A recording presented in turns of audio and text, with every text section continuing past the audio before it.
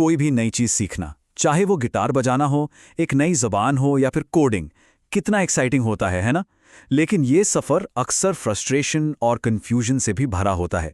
तो चलिए आज इस पूरी प्रक्रिया को जरा करीब से समझते हैं। ये जो फीलिंग है ना कि एक पल में लगता है सब कुछ समझ आ गया और अगले ही पल खुद पर शक होने लगता है, ये बिल्कुल नॉर्मल है। पर ऐसा होता क्यों है? क्यों किसी भी चीज में माहिर बनने का रास्ता सीधा नहीं होता? आइए इस सफर के अलग अलग पड़ावों को जानते हैं। देखिए, सीखने के सफर का जो पहला पड़ाव होता है ना, वो अक्सर जबरदस्त कॉन्फिडेंस से भरा होता है। जब हम कुछ नया सीखना शुरू करते हैं तो थोड़ी सी जानकारी मिलते ही ऐसा लगने लगता है कि अरे वाह, ये तो हमें आ गया। पता है, इस दिलचस्प मनोवैज्ञानिक चीज का एक नाम भी है, डनिंग क्रूगर इफेक्ट। 1999 में दो साइकोलॉजिस्ट डेविड डनिंग और जस्टिन क्रूगर ने पाया कि जब हमारे पास किसी विषय का ज्ञान बहुत कम होता है तो हम ये समझ ही नहीं पाते कि हम कितना कम जानते हैं। डनिंग और क्रूगर ने यह भी पाया कि जो लोग किसी काम में उतने माहिर नहीं होते, वो न सिर्फ अपनी काबिलियत को बढ़ा चढ़ाकर देखते हैं, बल्कि वो दूसरों में असली टैलेंट को पहचानने से भी चूक जाते हैं। उन्हें अपनी कमियों का अंदाजा इसलिए नहीं होता क्योंकि उन्हें पता ही नहीं होता कि अच्छा काम आखिर होता कैसा है। तो मजाक मजाक में इस शुरुआती कॉन्फिडेंस के पहाड़ को माउंट स्टूपिड भी कहा जाता है। लेकिन ये कोई पर्सनल फेलियर नहीं है, बल्कि ये सीखने की प्रक्रिया का एक बहुत ही नॉर्मल और कह सकते हैं कि एक ज़रूरी हिस्सा है। हम सब कभी ना कभी इस शिखर पर ज़रूर चढ़ते हैं।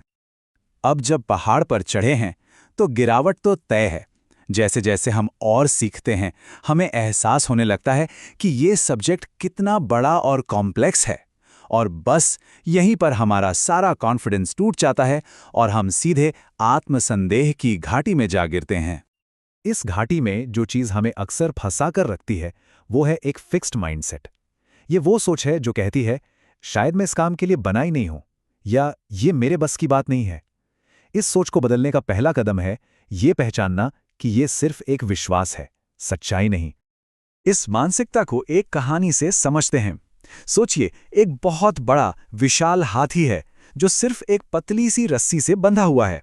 हैरानी की बात यह है कि वो हाथी उस रस्सी को एक झटके में तोड़ सकता है, पर वो कोशिश भी नहीं कर रहा। क्यों? कहानी ये है कि जब ये हाथी छोटा सा था, तब भी उसे इसी रस्सी से बांधा जाता था। उस वक्त ये रस्सी उसे रोकने के लिए काफी थी। उसने हजारों बार कोशिश की, लेकिन वो आजाद नहीं हो पाया और आखिर में उसने हार मान ली। और यही है फिक्स्ड माइंडसेट। हाथी अब बड़ा और ताकतवर हो चुका है, लेकिन उसके दिमाग में बचपन का वो विश्वास बैठ गया है कि ये रस्सी टूटेगी ही नहीं। उसे उसकी असली ताकत नहीं, बल्कि उसकी ये सीमित सोच रोके हुए है। तो इस आत्मसंदेह की घाटी से बाहर कैसे निकला जाए? इसका जवाब है एक अलग तरह की चढ़ाई शुरू करना। एक ऐसी चढ़ाई जो छोटे छोटे लगातार कदमों पर टिकी हो।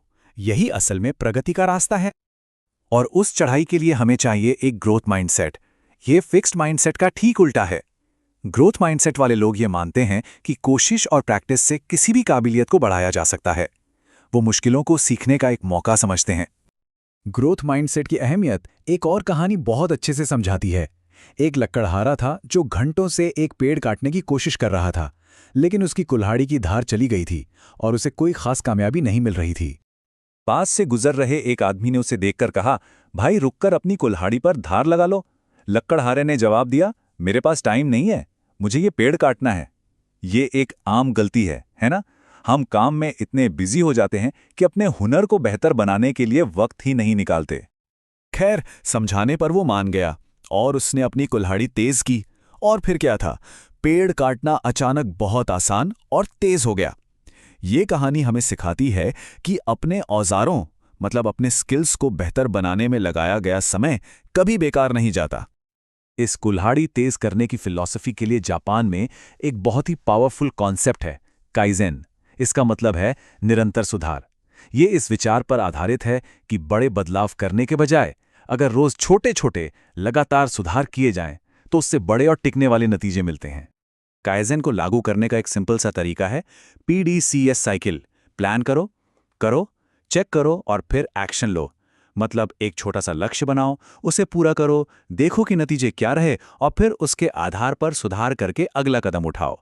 ये एक सिंपल लेकिन बहुत असरदार तरीका है। तो काइज़न के रास्ते पर चलते चलते हम धीरे धीरे आत्मसंदेह की घाटी से बाहर निकलते हैं और सच्ची काबिलियत की ओर बढ़ते हैं।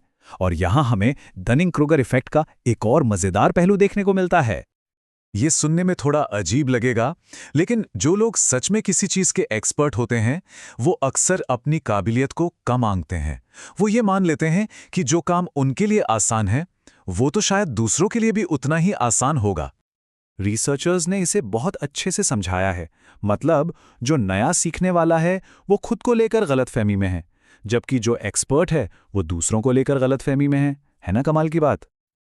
और यहीं पर सच्ची बुद्धिमत्ता और विनम्रता का मिलन होता है। जैसा कि कन्फ्यूशियस ने कहा था, असली ज्ञान ये जानना है कि हम कितना नहीं जानते हैं। एक सच्चा एक्सपर्ट इस बात को अच्छी तरह समझता है। शेक्सपियर ने भी यही बात अपने अंदाज में कही थी। एक बुद्धिमान व्यक्ति हमेशा सीखने के लिए तैयार रहता है, क्योंकि वो जानता है कि जानने के लिए हमेशा और भी बहुत कुछ बाकी है। तो कुल मिलाकर ये सीखने का सफर भले ही एक रोलर कोस्टर जैसा लगे, लेकिन इसका एक पैटर्न है। हम सब अज्ञान वाले कॉन्फिडेंस से शुरू करते हैं, फिर शक की खाई से गुजरते हैं, और अगर हम लगे रहे तो सच्ची और विनम्र काबिलियत तक पहुंचते हैं। तो ये सवाल सोचने वाला है, अपने सीखने के सफर में कोई इस वक्त कहाँ है? क्या वो कॉन्फिडेंस के शिखर पर है, शक की घाटी में, या काइज़ेन की चढ़ाई पर? और सबसे जरूरी सवाल, अगला छोटा सा सुधार का कदम क्या होगा?